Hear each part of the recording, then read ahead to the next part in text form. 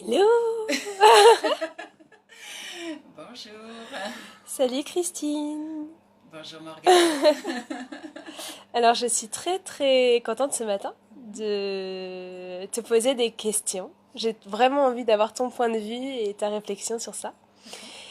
Voilà, tu es distributrice de l'eau Kangen, donc forcément tu as une connexion très spécifique avec cet élément. C'est vrai.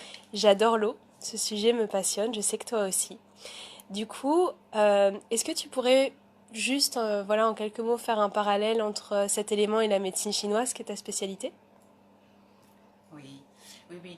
L'eau, c'est vrai que j'en parlais dans la vidéo précédente. L'eau fait partie des 5 éléments en médecine chinoise.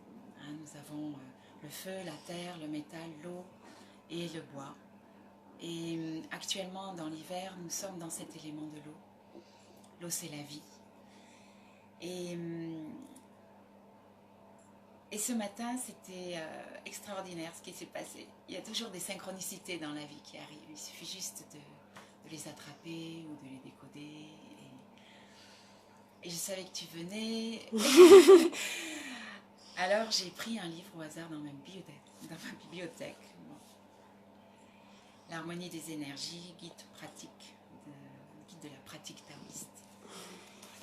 Et j'ai ouvert une page, je me suis dit je vais regarder ce qu'il raconte sur l'eau. Alors, en médecine chinoise, nous fonctionnons avec des lois de la médecine chinoise qui sont vraiment ancestrales et qui régissent les mouvements internes et externes, c'est-à-dire à la fois les mouvements à l'intérieur de notre corps et les mouvements en connexion avec la nature.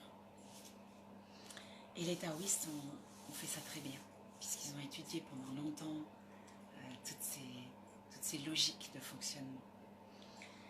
Alors, ils ont établi dans cette médecine chinoise les lois par 2 cycles. Enfin, il y a dans les lois 2 cycles qui s'appellent le cycle d'engendrement et le cycle d'inhibition. On leur donne d'autres termes. Mais ces cycles permettent de comprendre comment s'équilibrent et s'harmonisent ces 5 éléments à l'intérieur de notre corps. Donc, je pars du bois, le feu, la terre, le métal et l'eau. Ce sont mes 5 éléments qui sont reliés dans ce cycle d'engendrement. C'est-à-dire que le bois va stimuler et favoriser le feu, qui va faire la même chose sur la terre, qui va faire la même chose sur le métal. Et on arrive sur le fait que le métal, lui, stimule, favorise, harmonise et nourrit l'eau, cet élément. Et on a un autre cycle dans cette médecine chinoise qui est le cycle d'inhibition. C'est-à-dire que nous avons également un élément qui peut inhiber un autre. Donc on a la terre qui va inhiber l'eau, par exemple, ou l'eau qui va inhiber le feu.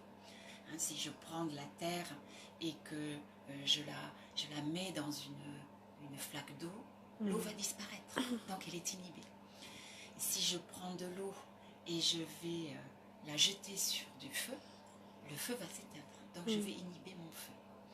Donc la médecine chinoise fonctionne avec ces lois majestueuses et on les retrouve à chaque instant et ça nous permet aussi, quand on les regarde, de trouver comment nous fonctionnons.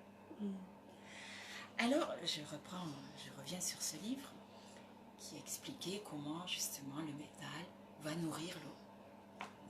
Et cet ouvrage dit, eh bien, prenez le métal, comme dans la nature évidemment, le métal, c'est de l'acier, mais l'acier n'est pas naturel, juste comme ça, s'il a été créé par l'homme, il est plus naturel.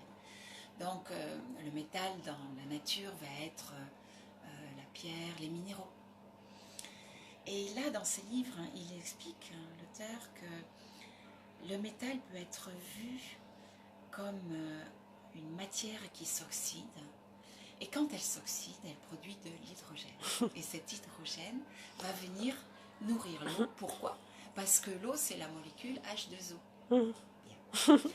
Donc, évidemment, tout à coup, s'est éclairé en moi le parallèle que je développe naturellement dans ma vie sans avoir forcément réfléchi entre la médecine chinoise et les fontaines Kangen. Puisque les fontaines Kangen, ce sont des plaques à électrolyse qui permettent l'ionisation et qui permettent de créer cet hydrogène actif. Donc cet hydrogène actif qui est produit artificiellement dans cette fontaine, c'est ce qui se passe dans la nature, où le métal de la Terre va produire cet hydrogène qui va venir nourrir l'eau.